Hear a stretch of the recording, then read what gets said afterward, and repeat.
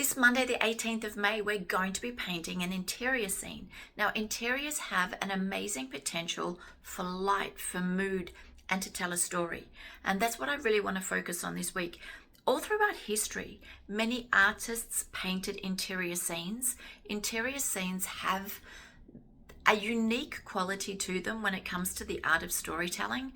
They're probably, I would say by far, the best subject to use to tell a story and use that story to actually connect with the viewer. So we're going to be focusing on how we can connect with the viewer, how we can create a strong message, tell a story through our paintings whilst we paint this interior scene. So interiors, and particularly this one, can have a unique light to them because it's usually diffused light rather than direct light. The light that is within an interior subject is usually very different to what you see in a landscape or a scene that's outside. So we're going to be focusing on interior lighting. We're going to be focusing on diffused lighting. We're going to be focusing on storytelling.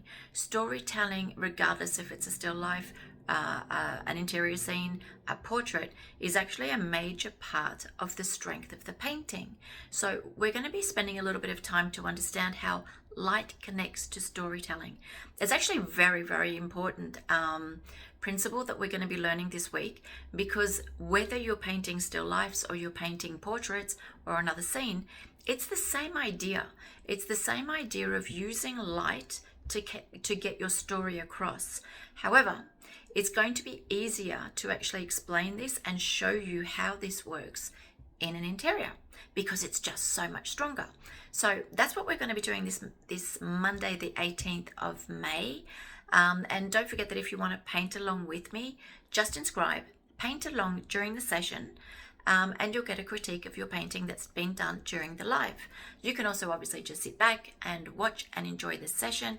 We go into loads of stuff. It's going to be a very interesting live that you can watch after. If you can't catch it on Monday, just by inscribing, you can actually get the replay and you can watch the session as many times as you like.